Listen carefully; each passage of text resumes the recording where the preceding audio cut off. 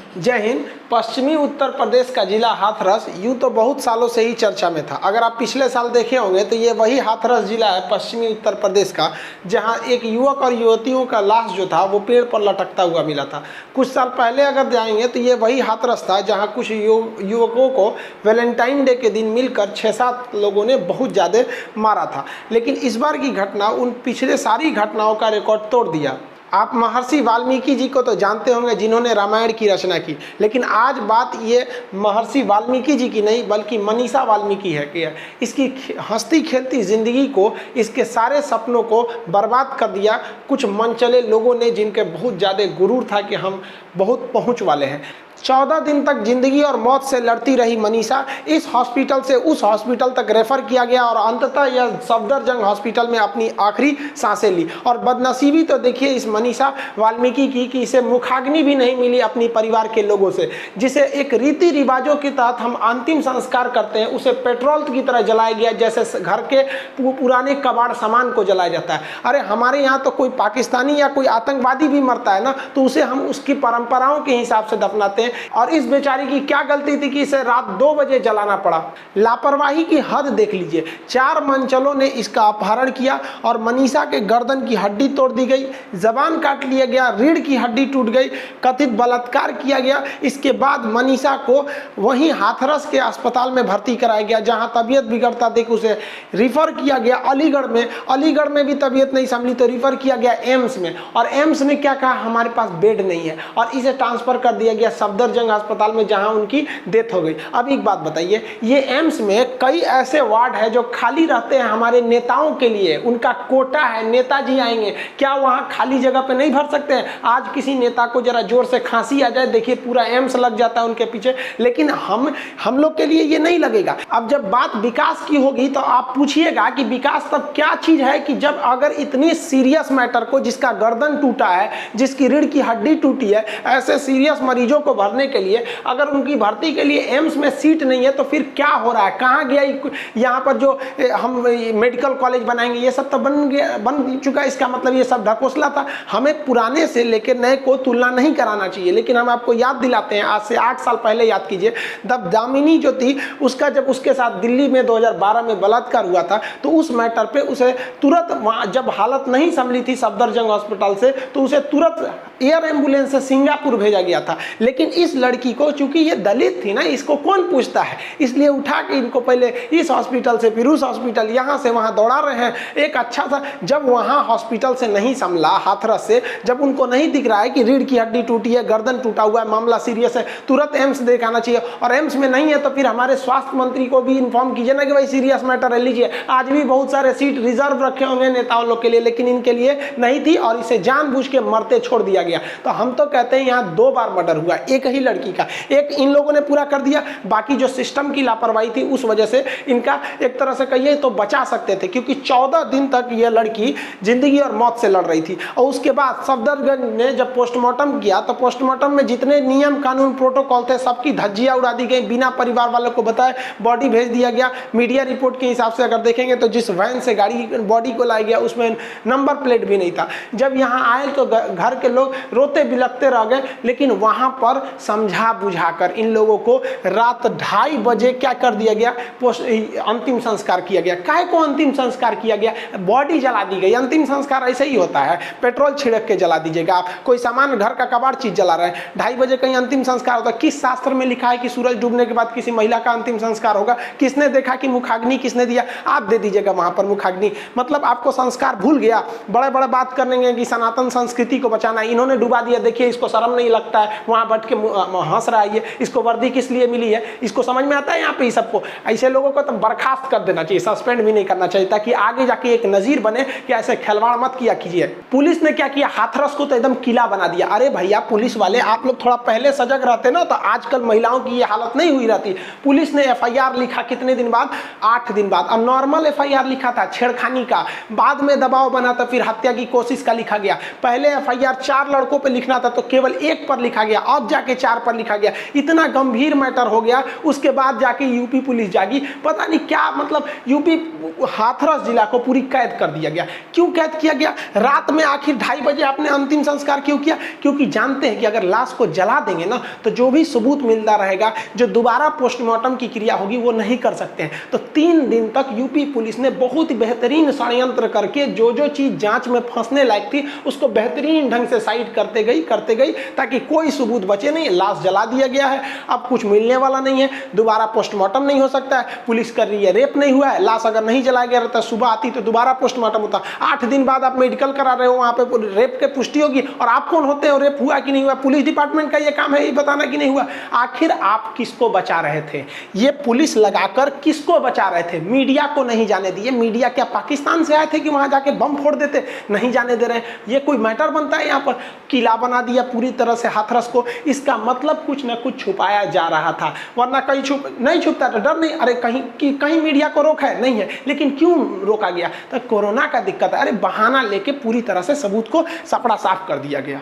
और हद तो हो गई हमारे डीएम साहब की। अरे डीएम साहब को तो एक अलग से नोबल पुरस्कार देना चाहिए। ऐसा डीएम साहब को ये समझा रहे हैं कि मीडिया वाले 2 दिन बाद चले जाएंगे, बाकी हम ही लोग काम आएंगे। भाई साहब आप लोग कितना काम आते हैं ना, सबको पता होता है। यहाँ अगर कोई मर जाए ना सड़क एक्सीडेंट में तो कोई नहीं आने वाला है यहाँ पे, ये बोलते हैं। और कमेंट देखिए भाई साहब का, ऐसे डीएम साहब, ऐसा डीएम को तो टॉप डीएम घोषित करना चाहिए, जिन्होंने क्या कहा कि अरे तुम्हारी बेटी अगर कोरोना से मर जाती तो क्या होता, देखो कितना फायदा है कि तुमको मुआवजा मिल गया तुम्हारी बेटी के मरने का। मतलब अगर किसी को मुआवजा देने की औकात है ना, 25 लाख रुपए है, तो वो बलात्कार कर सकता है। क्योंकि बलात्कार करने के बाद क्या कहेगा कि भाई आप पागल हो, हाँ अरे कोरोना से मर जाएगी कुछ नहीं मिला, बलात्कार करके मार दिए 25 लाख रुपया मिला। मतलब इस हिंदुस्तान में 25 लाख रुपए आपको मुआवजा देने की है ना, तो आराम से आप बलात्कार कर सकते। ये कोई आम आदमी नहीं कर रहा है भाई, डीएम साहब कर रहे हैं। डीएम साहब यहाँ पर, और इस डीएम साहब को अभी तक सस्पेंड नहीं किया गया है, एसपी को सस्पेंड कर दिया गया। इनको नहीं सस्पेंड करना चाहिए, इनको भी एकदम परफेक्ट सस्पेंड करना चाहिए। और एसपी लॉबी जो आईपीएस की जो लॉबी है वो भी कह रही है कि आपने पुलिस वाले को सस्पेंड कर दिया, इनको क्यों नहीं किया? और हकीकत में भी है, इनको भी करना चाहिए। इतना आप बेतु का बयान देंगे। और डिजिटल इंडिया, अब जब मोदी जी चिल्ला रहे हैं जब से डिजिटल इंडिया, इनको अभी तक होश नहीं आया कि हम जो बात बोल रहे हैं वो कोई ना कोई रिकॉर्ड कर लेगा, वो भी जियो का डाटा इतना सस्ता है। बहला दिया सब इनको, बता रहे समझा रहे हैं उनको कि मीडिया वाले चले जाएंगे, हम ही काम आएंगे तुम्हारे। अरे आज मीडिया नहीं रहती ना और विपक्ष इतना हंगामा नहीं किया रहता तो न्याय नहीं मिला रहता। उसमें राहुल गांधी पहुंच गए। अब राहुल गांधी पहुंचे तो लोगों ने कहा कि भैया ये राजनीति करने पहुंचे हैं। हकीकत में राजनीति करने पहुंचे हैं, और क्यों नहीं पहुंचेंगे राजनीति करने? राजनेता राजनीति नहीं करेगा तो कौन करेगा? हम लोग मास्टर लोग राजनीति करेंगे। हमेशा राजनीति होती है। अगर ये मौत राजनीति है तो बताइए कि पिछले 2 महीने से सुशांत सिंह राजपूत पर क्या हो रहा है? वो राजनीति नहीं हो रही है। और अगर इस मुद्दे पर राजनीति नहीं होती तो मीडिया जगती नहीं और उस बच्ची को न्याय नहीं मिलता। अगर राजनीति नहीं होती और मीडिया नहीं जगती तो उसके खिलाफ सीबीआई जांच नहीं होता। और ये राजनीति है तो आप बताइए, चलिए मानते हैं कि विपक्ष राजनीति कर रहा है, लेकिन आप किसी पार्टी के इतने बड़े नेता को बिना राज्य सरकार की अनुमति आप किसी को ढकेल देंगे? ये क्या दिखाने की कोशिश है कि देखो भारत का एक एक नागरिक, देखो ये तुम्हारे बॉडी में ना, एक दिमाग में एक सॉफ्ट डर पैदा किया जा रहा है कि हम राहुल गांधी को पीट सकते हैं, बड़का बड़का नेता को ढकेल सकते हैं, तो तुम्हारी औकात क्या होती है? और हकीकत में है कि ये पक्ष में है भाई भैया, विपक्ष में कोई भी हो, हमारे और आपसे बहुत ज्यादा पावरफुल आदमी है। इसके बॉडीगार्ड रहते के बावजूद ढकेल के गिरा दिया गया। तो हम लोग गए रहते तो पता नहीं क्या होता, जिंदा आते कि नहीं आते। ये एक संदेश है, आप नहीं समझ रहे हैं ना, लेकिन ये धीरे धीरे आपके दिमाग में बैठाया जा रहा है कि देख हम जो बोले ना वही सही है, तुम कुछ हो हम थूर थार देंगे वहां पर।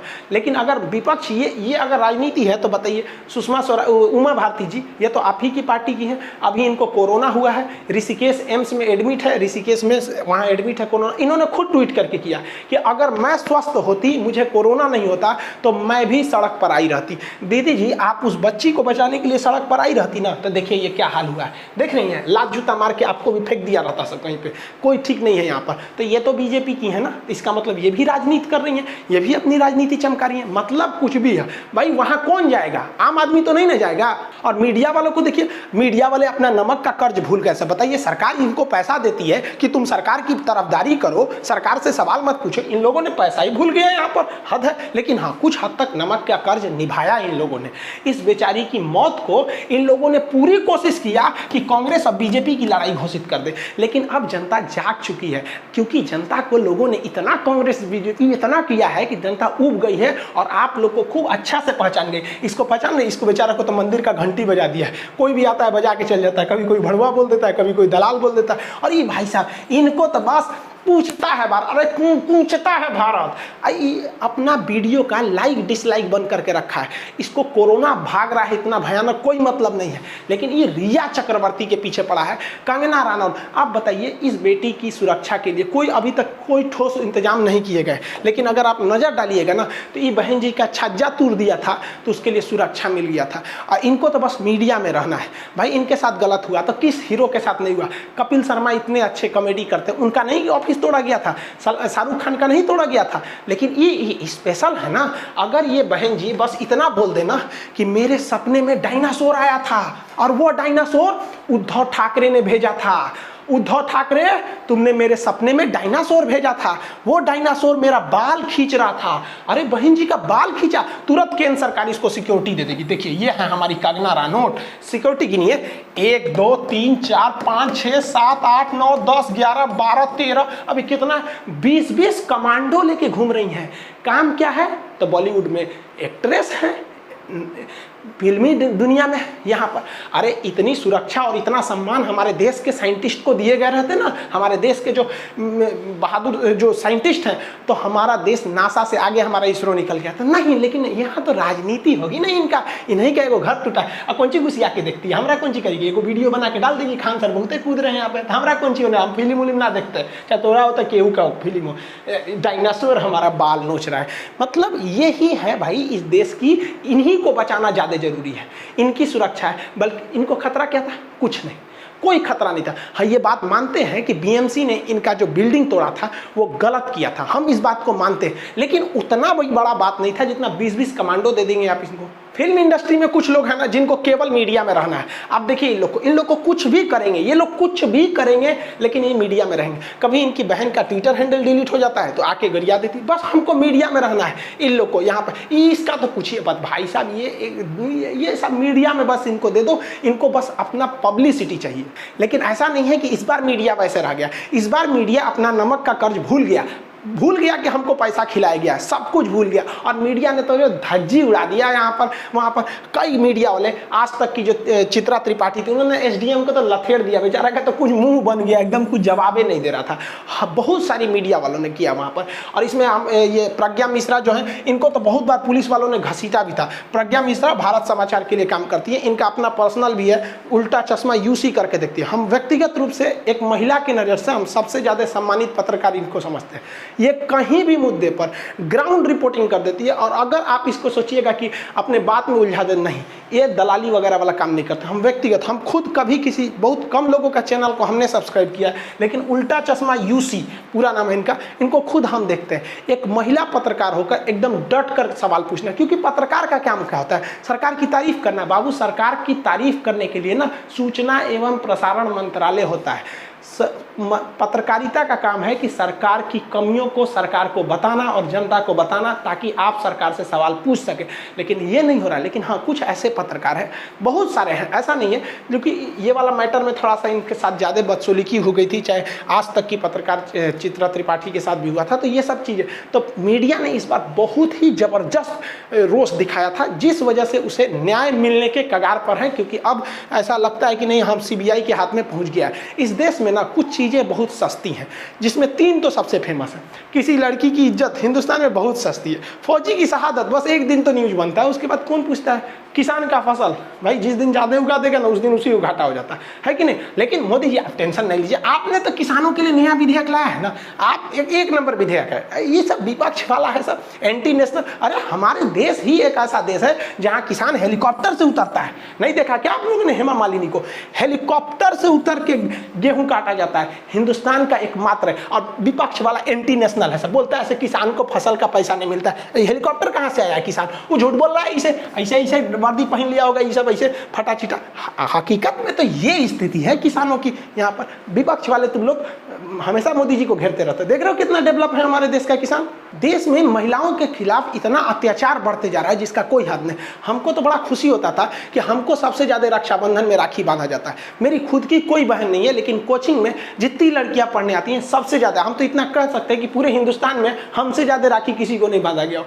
किलो में आता है राखी, तो हाथ नहीं उठता है यहाँ पर रक्षाबंधन में। अब बड़ा खुशी होती थी कि हमको इतना राखी बांध, लेकिन अब तो डर लगने लगा यार कि भाई हमारी बहनें सुरक्षित है कि नहीं। और कहीं ना कहीं पहले एक कमी लगता था कि मेरी बहन नहीं है, लेकिन अब जब देखते हैं मेरी बहन नहीं है ना तो एक रिलीफ लगता है, अरे यार भाई मेरी बहन नहीं है, पता नहीं क्या होगा, कब कौन उसके साथ रेप करेगा, मर्डर करेगा, हड्डी तोड़ देगा, ये लोग उसको ले जाके रात में कहीं दफना दे, कहीं जला दे, और लोग कहेंगे कि तुम्हारा ही गलती है। डीएम साहब आके कहेंगे अरे मिल गया ना मुआवजा, बहुत हो गया।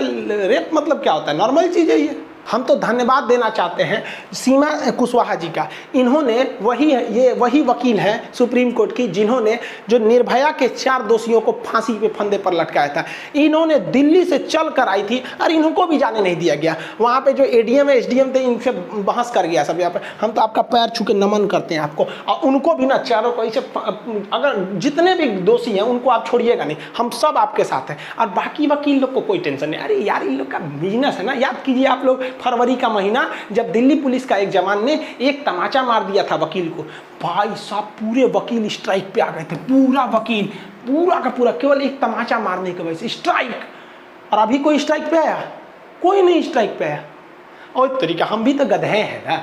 अरे यार ये वकील लोग हैं, ये पढ़े लिखे लोग हैं, हम तो टीचर लोग ऐसे अनपढ़ होते हैं लोग। तमाचा मारना एक्चुअली बड़ा क्राइम है ना।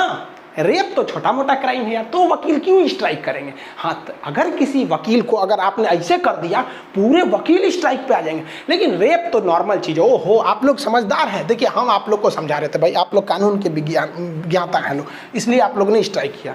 देखिए जब देश गुलाम था ना तो उस समय भी अंग्रेजों का अत्याचार बहुत हुआ था। लाला लाजपत राय के पीठ पर जब अंग्रेजों ने मारा था ना तो उन्होंने कहा था मेरे पीठ पर एक एक लाठी अंग्रेजों की ताबूत की आखिरी कील साबित होगी। और ये जो पुलिस अत्याचार कर रही है ना, जो पीड़िता के घर में घुस के उसके पिताजी के सीने पर लात से मारा जा रहा है, याद रखोगे भाई बर्दाश्त नहीं करेगा, क्योंकि डिजिटल इंडिया है। अब हर आदमी के हाथ में मोबाइल है, वो सब चीज़ देख रहा है। भले आप मीडिया को खरीद सकते हैं लेकिन YouTube अभी भी स्वतंत्र है। आज़ादी से पहले अगर देखेंगे तो सबसे ज़्यादा दबदबा वकीलों का था, चाहे वो महात्मा गांधी हो, चाहे बाला साहब भीमराव अम्बेडकर हो, चाहे जवाहरलाल नेहरू हो, मोतीलाल नेहरू हो या सरदार पटेल हो। वकीलों का दबदबा था क्योंकि ये कानून के पढ़े लिखे थे। लेकिन अब ये 20वीं सदी आ गई, ये 21वीं सदी है, 2020 है। अब यहाँ पढ़े लिखे लोगों का वर्चस्व रहेगा। अब जानते हैं ये ज़माना यूट्यूब ट्विटर फेसबुक का है। यहाँ ट्विटर पर आग लगा देगा सब, और गवर्नमेंट पर दबाव बनाने के लिए एकदम बेहतरीन ट्विटर है। और आप लोग तो छोड़िएगा मत, जो चैनल वाला उल्टा सीधा करता है डिसलाइक मारिए, ट्विटर पे तो आग लगा दीजिए कि हमें न्याय मिलना चाहिए। क्योंकि अगर आप दबे रहेंगे ना तो सब दबा के चल जाएगा सब। और यूपी में ऐसा कोई नॉर्मल मैटर थोड़ी है, ये हमेशा होता है। हम ये कोई यूपी है इसलिए हम इसलिए नहीं कर रहे। आप हैदराबाद में देखिए वहाँ पर, लेकिन हैदराबाद वालों ने ठीक किया, ये हैदराबाद की पुलिस भून दिया, इन सबको गोलियां मार दिया। सबको पता है इनकाउंटर फर्जी है तो ठीक है। यहाँ पे भी तो सबको पता है गाड़ी कैसे उलट गई थी। लेकिन विकास दुबे इतना खतरनाक हुआ क्यों? क्योंकि यूपी पुलिस की मिली भगत थी। इनको नहीं पहचान रहे हैं भाई साहब को। यहाँ पर इन्होंने ही इन्फॉर्मेशन दिया था इनको कि पुलिस जा रही है, तो जेसीबी लगा के कांड हो गया यहाँ पे। बाद में वो सस्पेंड हुए। जो भी हो, अगर पुलिस की मिली भगत नहीं होती तो पुलिस वाले शहीद नहीं हुए रहते। जब पुलिस का जवान मारा गया, धाए दे गाड़ी उलाट कर, लग रहा था जैसे कोई वेब सीरीज चल रहा है। सबको पता था कि अब विकास दुबे पकड़ा गया, पूरी इंडिया को पता था इनकाउंटर हो जाएगा। सुबह पता चला हो गया, एकदम वेब सीरीज की तरह इनकाउंटर हो रहा है। लेकिन यहाँ दलित की लड़की मरी है यार, कौन पूछता है दलित को यहाँ मरने के लिए होते हैं लोग, है कि नहीं? यहाँ पर मानसिकता होती जा रही है। यहाँ पर कड़ा से कड़ा क्राइम करना चाहिए, और जो अपराधी हैं इसमें उनको वही सजा देना चाहिए जो हैदराबाद में हुआ था, आज जो कानपुर में हुआ था। इससे नीचे तो कोई सजा ही नहीं बनी है उनके लिए। अरे उत्तर प्रदेश में हम क्या करेंगे ऐसे राम राज का जब सीता ही सुरक्षित नहीं रहेगी? अब याद करिए जरा सतयुग, जब सीता माँ को रावण ने अपहरण किया था ना, तो लंका में भी सीता जी सुरक्षित थी, जो दुश्मन के यहाँ, और यहाँ हमारे अपने यहाँ सुरक्षित नहीं है। और वही सीता जी जब लंका से वनवास काट के आई अयोध्या में ना, तो यहाँ यूपी के लोगों ने चढ़ा दिया उनको अग्नि परीक्षा में। लो यहाँ पर मतलब देखिए कि रावण के अंदर इतना इंसानियत थी जितना हम आज मानव के अंदर नहीं है। वो राक्षस था। हम लोग को तो लगता है कि भैया वो राक्षस, अगर उसे कहिएगा तो अब हम लोग को तब किस श्रेणी में रखिएगा आज के मानव को। उत्तर प्रदेश जो है ना कुछ दिन में उत्तरी कोरिया से आगे निकल जाएगा। और ये क्या तुम किम जोंग समझते हैं आपने को बहुत खतरनाक है, तुमसे खतरनाक हमारी की यूपी पुलिस है। देखते हैं हमारे यहाँ के डीएम साहब कितने खतरनाक है। यूपी पुलिस को देखते हो, रातों रात चिता जला देते। तुम्हारे यहाँ है इतना पावर, यूपी पुलिस से टक्कर ले लोगे? तुमको पीछे छोड़ दिया हमारे यूपी पुलिस के लोग। और ये कुछ एंटी नेशनल लोग कहते हैं कि उत्तर प्रदेश में विकास नहीं हो रहा। उत्तर प्रदेश उत्तरी कोरिया से आगे निकल गया, ये क्या बोलेगा यहाँ पर? इसकी हिम्मत है थोड़ा उत्तर प्रदेश में आ जाए, पता नहीं कब इसका मरा जाएगा यहाँ पर, इसको समझ में नहीं आता है। हालांकि यूपी पुलिस ने अभी फाइनली सीबीआई जांच की मांग की, सीबीआई जांच के लिए अप्रूवल दे दिया है। हालांकि पीड़िता का कहना है कि सीबीआई जांच जो अपनी रिपोर्ट है वो कोर्ट को सौंपे, न कि सरकार को सौंपे। यानी उनका कहना है कि सीबीआई जांच हो लेकिन सुप्रीम कोर्ट की निगरानी में हो। लेकिन हमारा मानना है उनको ये हैदराबाद वाली सजा दो, अगर कोई जो अपराधी है ना उड़ा दो एकदम बढ़िया से। और नार्को टेस्ट की भी बात कही गई है। नार्को टेस्ट और पोलियोग्राफिक टेस्ट होता है जो आपके हार्ट बीट इत्यादि को पकड़ लेता है कि अगर आप झूठ बोलते हैं तो एक संभावना रहती है पोलियोग्राफिक टेस्ट में आपके पकड़े जाने की यहाँ पर। और मोदी जी को भी कहते हैं और योगी जी को भी, जो एनएसए है ना यूपी का सबसे खतरनाक कानून, जो नेशनल सिक्योरिटी एक राष्ट्रीय सुरक्षा कानून रासुका है, ये इन लोगों पर क्यों नहीं लग जाता है? ओहो, डॉक्टरों पे अगर कोई थूक दिया तो सबसे खतरनाक कानून लगता है एनएसए। डॉक्टरों पे थूकना सरासर गलत है, उन पर लगना भी चाहिए एनएसए। लेकिन हमारा कहना है कि इन बलात्कारियों पे क्या एनएसए नहीं लगना चाहिए? और हमको ऐसा पता नहीं क्यों फील हो रहा है कि नहीं, थूकना ज्यादा बड़ा क्राइम है, बलात्कार ज्यादा बड़ा क्राइम नहीं है। क्योंकि अगर बलात्कार बड़ा क्राइम रहता, हड्डी तोड़ के सरेआम जीभ काट के मार देना बड़ा क्राइम रहता, तो सबसे बड़ा कानून रहता है एनएसए वगैरह, है कि नहीं? समझ गए? और योगी जी आप टेंशन नहीं लिया। और एक और बात कहते हैं, हिंदुस्तान के लोग मुगलों की चमचागिरी करते हैं। आप कम कर, पानी बोलता है सब, बताइए, ये तो मुगलों की भाषा है पानी। आप इसका नाम चेंज कर दीजिए, हम आपके साथ हैं। पानी नाम नहीं रहेगा अब इसका, अब इसका नाम हो जाएगा अखिल भारतीय राष्ट्रीय पेयजल पदार्थ। यहाँ पर ऐसे मुगलों की भाषा बोलता है, सभी सबको समझ में नहीं आता भारत की संस्कृति। कोई एंटी नेशनल बोल दिया पानी तो समझ में, अखिल भारतीय राष्ट्रीय पेयजल पदार्थ हो जाएगा इसका नाम। यहाँ पे एकदम एक नंबर बात करता है सभी सब। वो तो हम थैंक्स करते हैं इलाहाबाद हाई कोर्ट की लखनऊ बेंच ने, उसने स्वतः संज्ञान लेके यूपी को तो एकदम बढ़िया से लपेट लिया। उनके गृह सचिव को, डीएम, एसपी, जितने आला अधिकारी हैं सबको बुला लिया है कि आइए आप 12 तारीख को हम आपसे बढ़िया से निपटते हैं। और पीड़िता के परिवार को भी बुलाया है कि उनको दबाव में ना हो। अभी बढ़िया से कोर्ट ने एकदम बढ़िया से सुनवाई इनको अच्छा से किया। कोर्ट बेहतरीन होता अगर सीबीआई को कोर्ट अपने अधीन लेके जाँच करती कि भाई आपने जो रिपोर्ट किया, आप उसको जो जानकारी है उसे आप हमारे पास सबमिट कीजिए। क्योंकि आप याद कीजिए कि सुप्रीम कोर्ट ने क्या कहा था, सीबीआई जो है पिंजड़े में बंद एक तोता की तरह, और हकीकत में भी है। वो गवर्नमेंट जो कहेगी, क्योंकि वो गवर्नमेंट के अधीन आता है और कोर्ट गवर्नमेंट के अधीन नहीं आती है। तो जो पीड़िता है उनके परिवार का भी जो मानना है कि हाँ सीबीआई जांच ने तो गवर्नमेंट ने अच्छा किया है और योगी जी ने भी बहुत बेहतरीन किया है। अगर योगी जी अगर इसको पहले ही कर देते तो इतना बवाल नहीं होता। क्योंकि कुछ लोग कह रहे हैं ये बवाल इसीलिए कराया गया है कि ताकि किसानों का ध्यान भटकाया जा सके। अब उन लोग का क्या कहना सही है वो गलत है ये नहीं पता है, लेकिन खुद उनको भी पता था कि भाई इतना बड़ा बवाल होता है, सीबीआई जांच सौंप दीजिए वहाँ पर और जल्दी से। क्योंकि एसआईटी को सौंपा गया, एसआईटी ने कुछ खास काम किया नहीं वहाँ पर जाने के बाद। और उठपटे जो बयान आने लगे कि मुआवजा ले लो, मार देंगे, ये करेंगे, अब फिर रेप नहीं हुआ, ये थोड़ा सा अटपटा बयान आने से ना थोड़ा सा निराशाजनक होती है। और कुछ लोग तो उनके भी समर्थन में आ गए जो मतलब अपराधी हैं, अभियुक्त है। भाई आपके समर्थन की क्या ज़रूरत है? पुलिस अपना जांच कर ही रही है, सीबीआई कर रही है। जो पीड़िता है उनको भी अपने उचित सुरक्षा मुहैया कराना चाहिए सरकार को। लेकिन देखिए कहीं ना कहीं पुलिस और सरकार केवल इनकी जिम्मेदारी नहीं है कि ये ऐसी घटनाओं को रोक सके। एक रेप करने को इसको सामाजिक की भी जिम्मेदारी है। समाज में भी एक संदेश, माँ बाप की भी जिम्मेदारी बनती है। अगर कोई लड़का ऐसा करता है तो उसको सख्त से सख्त कार्रवाई दे। माँ बाप देखते हैं कि उनका बेटा उल्टा सीधा करता है, लेकिन बोलते नहीं, अरे तुरंत डांटो उसको, वहीं पर तब समझ में आएगा। गवर्नमेंट को भी इन रेप वालों के लिए खतरनाक नियम लगाना चाहिए कि जिनके परिवार का आदमी रेप कर दिया ना, साले को एनआरसी से बाहर कर दो, जा तुम यहाँ डिटेंशन सेंटर में रहना। यहाँ पे क्या वो ये खतरनाक नहीं है? यहाँ पर पूरे परिवार को जब आप सजा डालिएगा ना तो पूरा परिवार दबा के रखेगा, तब हर परिवार जगेगा कि रे तरीका रेप करेगा, हम लोग एनआरसी से बाहर चल जाएंगे। इसका सदुपयोग करना चाहिए। और जो सालों की संपत्ति है ना, पूरी संपत्ति लेके सरकारी कर देना चाहिए, वहाँ अनाथ आश्रम, हॉस्पिटल या फिर पीड़िता के परिवार को दे देना चाहिए, ताकि उनको समझ में आए, फिर एक सामूहिक जिम्मेदारी बने कि हाँ ये चीज़ है। और जो भी बलात्कारी है ना, इनके पूरे परिवार नाम का चौराहे पे एकदम पोस्टर लगवा दे, ससुरा के ये हैं फलाना के बेटा, इनके माता जी हैं, हैं जिन्होंने इतना संस्कार सिखाया, बाप ने इतना संस्कार सिखाया कि बेटा ने बलात्कार कर दिया। एकदम कैसे नेता सब उद्घाटन करता है तो शिलान्यास होता है, वैसे करा दो, ताकि उनका खानदान जब तक रहे तब तक याद किया जाए कि इसी खानदान का एक हरामी था जिसने किसी का बलात्कार किया था। और पुलिस वालों की भी जिम्मेदारी बनती है। आप देखिए एक आम आदमी फौजियों की कितनी इज्जत करता है। अगर हमारे गांव में फौज आती है ना, एकदम आदमी सेफ महसूस करता है, अरे हमारी फौज आई है, गले लगाने का मन करता है फौजियों को, दिल से आदमी सैल्यूट करता है फौजियों को। लेकिन अगर घर पे पुलिस आ जाती है, सब लोग अजीब बेइज्जती महसूस होने लगते हैं। अरे आपके ऑर्डर्स हैं, मानते हैं यहाँ पर, लेकिन इंसानियत भी तो रहती है यहाँ पर, क्योंकि जो आपका ऑर्डर दे रहा है वो भी तो आपका सीनियर ही है, वो भी तो पुलिस है। इसका मतलब कि आप न्याय और अन्याय में फर्क भूल जाएंगे। आपका अगर सीनियर कहने लगा कि किसी का रेप कर दो, तो मतलब आपका आदेश है तो आप रेप कर दीजिएगा? ऐसा थोड़ी होता है यहाँ पर। आपका सीनियर जो है, आप उनके पे भी दबाव बनाएंगे तो उसको भी समझ में आएगा। क्यों अंग्रेजों ने जब मजदूरों पे गोली चलाने के लिए कहा था तो अंग्रेज में जो भारतीय सैनिक थे नहीं चलाए थे। आप रूस की क्रांति सुनिए, जब रूस का जार ने जब गोली चलाने का आदेश दिया था तो रूस की सेना ने गोली चलाने से मना कर दिया था। तो उस वक्त भी यूपी पुलिस रहती तो चला दी रहते। हमारा सीनियर बोल रहा है ना साहब, चंगा सी जला दो, 2 बजे रात में हटाओ, क्या मतलब है? ऊपर से आदेश है, ऊपर से आदेश है। सोच रहे हम बाबूजी को जला देंगे, हमारा नौकरी का सवाल है। आई होप आप इस सब चीजों को समझ गए होंगे। इसमें राजनीति क्या हो रही है, इसमें राजनीति क्या है। देखिए अगर इसमें राजनीति नहीं होती ना तो आपको भी पता है कि इसमें न्याय नहीं मिलता। क्यों नहीं मिलता? क्योंकि एनसीआरबी का खुद का डाटा है कि हर दिन लगभग 87 रेप होते हैं। कौन से रेप पे सीबीआई जांच बैठती है? केवल इस पे बैठ गई क्योंकि इसके लिए आपका क्या हो गया था, विपक्ष आगे आ गया था, मीडिया आगे बढ़ गई थी, व्हाट्सएप फेसबुक हर जगह डिजिटल क्रांति आ गई थी। तो हम आप सबको कहते हैं आप हाथ पे हाथ रख के मत बैठिए, वरना एक दिन आपकी भी बहन के साथ ऐसा ही हो सकता है। आप भी किसी बहन के भाई हैं, किसी लड़की के पिता हैं। ये आपका भी सामूहिक कर्तव्य बनता है कि आप भी इस पर सचेत रहें। और जब कभी भी ऐसे बात आते हैं, कोई भी न्यूज चैनल आता है उसको करता है, जो अगर आप ऐसे जनता के बातों को उठाता है तो आप उसके लिए हमेशा खड़े रहिए। क्योंकि आज इस लड़की को लगभग न्याय मिला, या फिर सुशांत सिंह राजपूत के मैटर को देखिए, अगर मीडिया या राजनीति नहीं होता तो सीबीआई जांच नहीं होती। इस लड़की के साथ भी अगर मीडिया और राजनीति नहीं हुई रहती तो जांच नहीं होती। तो आप अगर जागे रहेंगे ना तो इन राजनेताओं को झुकना ही पड़ेगा, वरना ये ऐसे ही मरता आपको छोड़ देंगे। आई होप आप इसको समझ गए होंगे। इधर कुछ दिन से मेरी तबीयत ठीक नहीं थी, इसलिए इस वीडियो को आने में लेट हो गया, गला थोड़ा बजा हुआ था, इस वजह से वीडियो लेट हो गया। आई होप आप इसको समझे होंगे। मिलेंगे नेक्स्ट क्लास में। जय हिंद।